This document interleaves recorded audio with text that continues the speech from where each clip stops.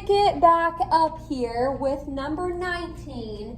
So just like you were doing the other day, make sure that you stay with me. You don't want to get ahead and then not really know if your answers are right or not. Go with me. There might be a few along the way that I leave for you to finish later. For the most part, though, we'll be doing most of these together. Now, we're going to get into some radicals today that are not quite as nice.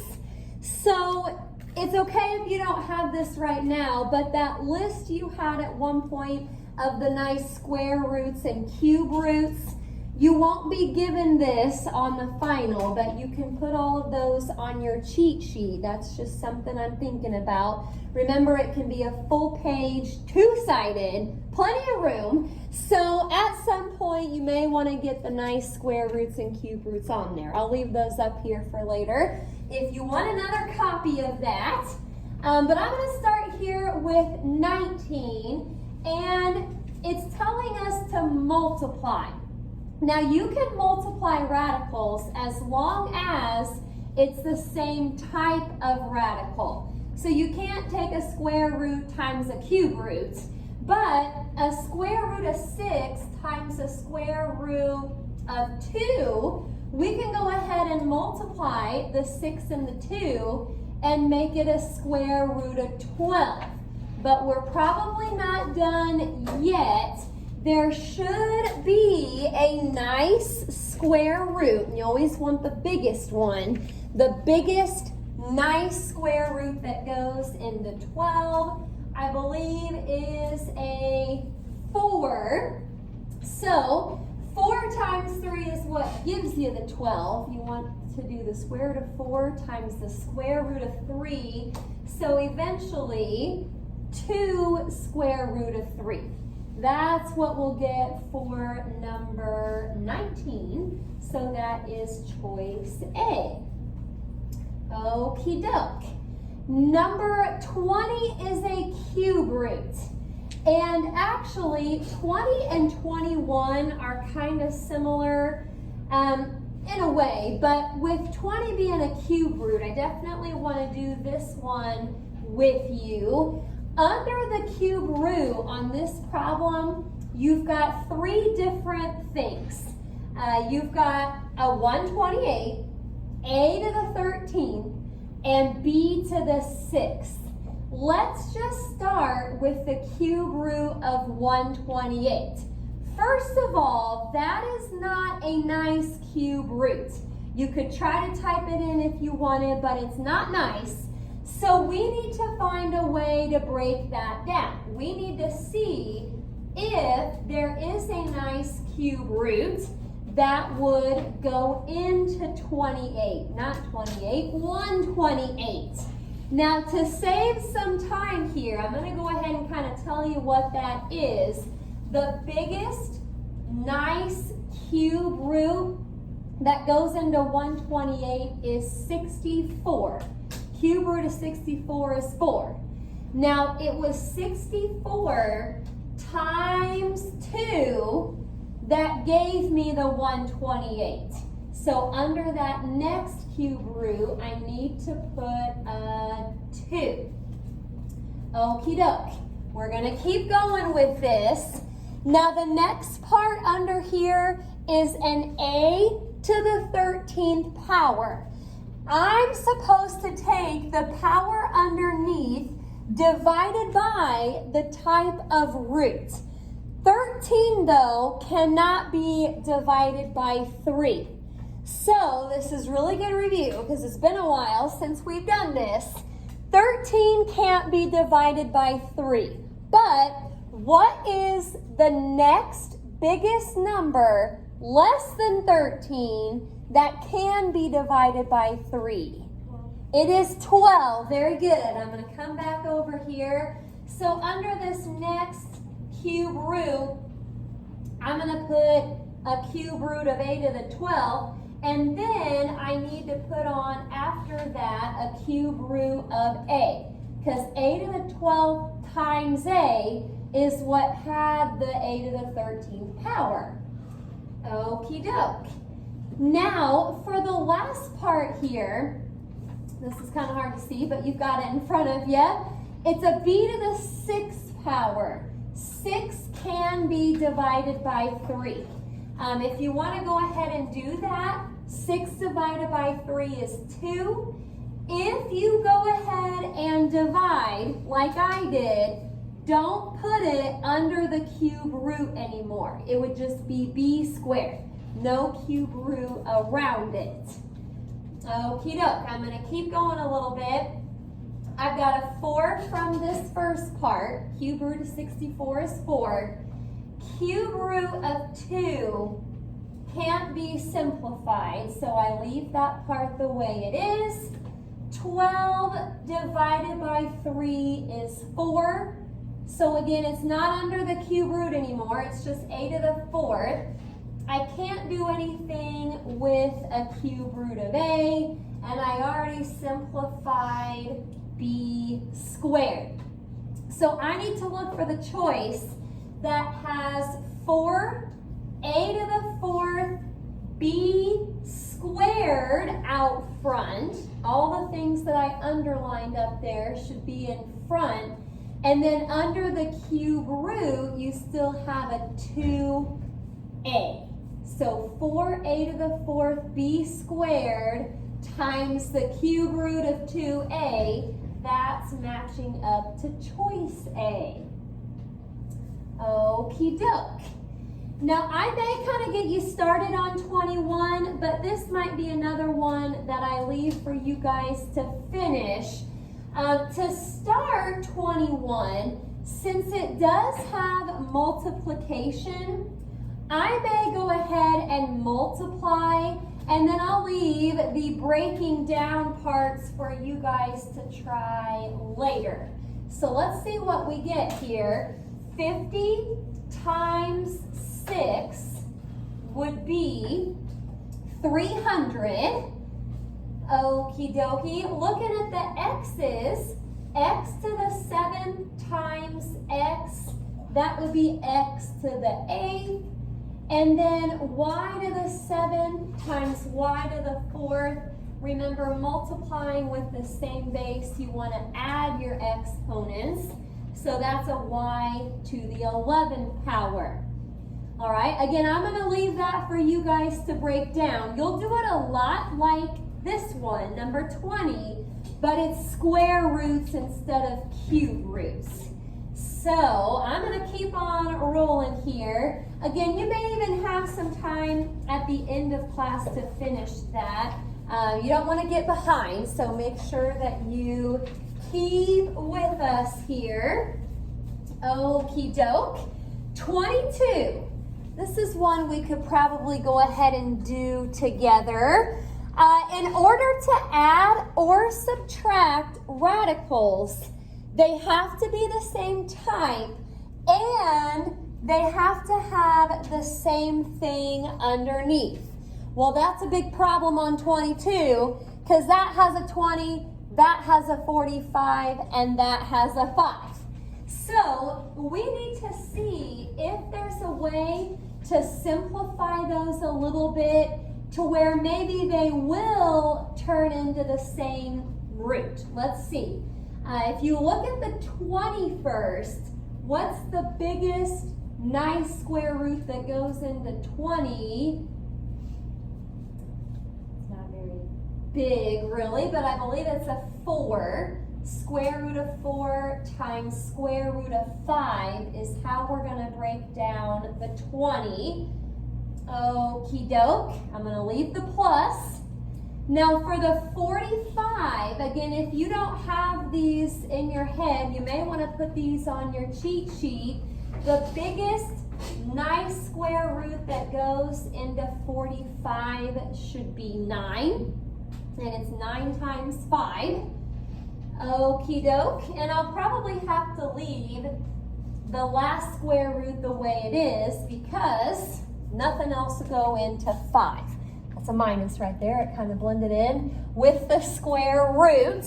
Well, let's keep going. This right here should turn into 2 square root of 5. Then I'm going to be adding 3 square root of 5, but I still then have to subtract square root of 5. So if you think about it, 2 plus 3, this right here would end up being 5 square root of 5 minus 1 square root of 5. So 4 square root of 5. That's what we should get for number 22. Gotta have the same thing underneath. If you don't, see if you can break those down so that you do. Alrighty, stop me if you have any questions. Going on to 23 here. This is a pretty good one to try. We're supposed to multiply. Now these are two binomials, so let's FOIL this out real quick. First terms, 8 times 7 is going to give me a 56. Then the outer terms, since the 7 is not under a square root, it's just going to be 7 square root of 2. Inner would give me a negative 8 square root of 2. Now let's be careful with the last terms. A negative times a positive is a negative. And then remember, square root of something times the square root of the same something is that something. So that's just minus 2. Okie doke. Well, by the time you combine your like terms, 56 minus 2 should be 54. And then 7 square root of 2 minus 8 square root of 2, that would be like a negative 1 square root of 2, or you can just put minus square root of 2. So what is that? That is choice B for 23. Now 24 is one that I'm going to leave for you to finish, but here's a hint on 24. Since it's being squared, you're going to have to write that out twice and then FOIL. I'll leave the FOILing for you to do since we just did something similar to that on 23. But again, you'll have to write it out a couple times first. Okie doke. On to 25. Now, you probably could type this into your calculator on 25, 16 to the 1/2 power. That would probably work. Anybody remember what a 1/2 power is the same as, Herbie? Yes, it's the same as a square root. Very good. So square root of 16. This is not really a time where you'd have to do a plus or minus or anything. So 4. That should be our answer for 25. Okie doke. Now 26 and 27 are pretty similar. I may try to do number 26 with you. It's a radical equation. This is pretty good review right here. I'm going to go ahead and do my work down at the bottom for this. You can write this as a step if you want. It's probably in your notes somewhere if you still have your notes. But the first thing you have to do is get the radical by itself. So like on 26, we're going to have to add 7 to both sides first. And let's see what we get when we do that. It's going to say the square root of x plus 10 equals 2. I'm going to finish my work down here. Now, don't subtract the 10 yet. We will at some point, but we can't right now because the part with x is under a square root. How do we undo a square root? We square, yes. Let's square both sides.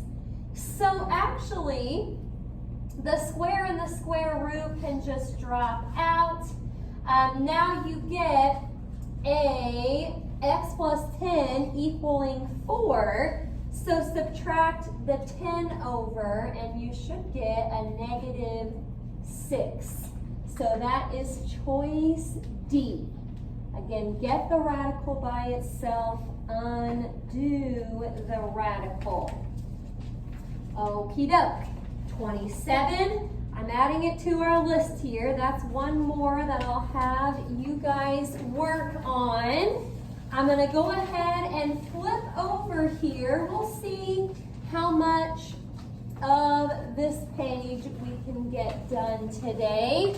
28. Make sure you're with me. It says f of x is 4x minus 5. G of x is 6x minus 3. We're supposed to find f of x minus g of x. Now that doesn't sound too bad. You just have to take f and subtract g, but subtraction always makes me nervous. Let's kind of look at what this is going to be. F of x, they gave that to us earlier. That is 4x minus 5. I need to subtract g of x. Now this is the part that makes me nervous. G of x is a quantity, so we have to put it in parentheses and then basically distribute the negative. So I'm writing too big up here. Maybe I'll bring this down a little bit. 4x minus 5 minus 6x plus 3. Let's see what we would get once we combined our like terms. 4x minus 6x is negative 2x. Negative 5 plus 3 is also negative 2, so I guess that's D. Choice D for number 28. Okie doke. Distribute that negative. Okay. Let's see here. The next problem wants us to multiply.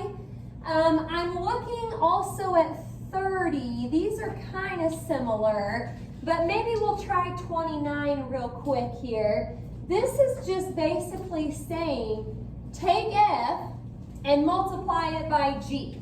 So on 29, we're going to take the 3x plus 2, that was f, multiply it by g. Scoot that over so you can see it. 3x plus 2, and then times 7x plus 6. Let's FOIL that out real quick.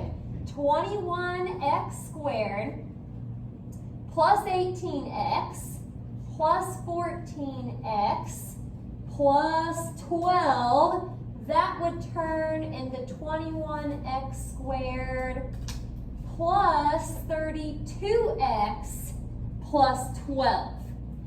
Now, there's a couple choices that have that as an answer. So we need to go on to look at the second part of those directions.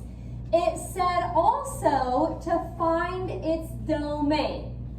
Now, somewhere in our notes, we probably listed our domain killers. Yikes, that's kind of a weird looking L or E. Let me try that again. Domain killers. I'm going to put them back up here so that they can help you on number 30. That's probably the last one that I'll leave you guys to try. But here they are. Domain killers. Square root of a negative. Square root of a negative. And then also a 0 on the bottom of a fraction. Those are domain killers.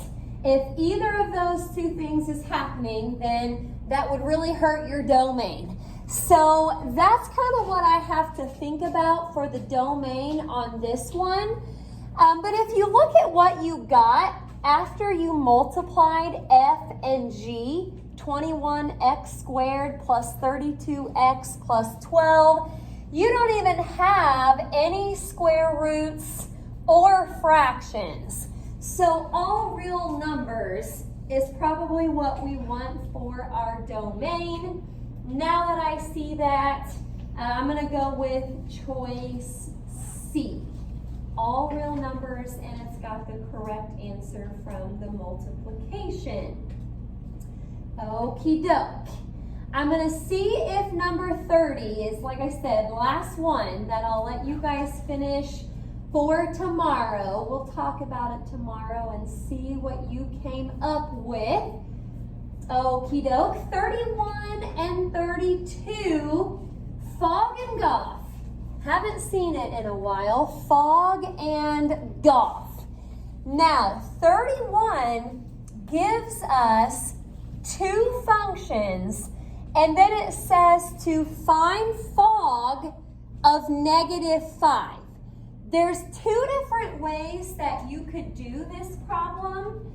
I think if you look back at your notes, we probably wrote it as like method 1 and method 2, but I kind of think the easiest way to do something like this, instead of thinking of it as fog of -5, think of it as f of g of -5. I know there's a lot of parentheses up here, but basically, if you can figure out what g of -5 is, that just means come back here to g, plug in a -5 for x.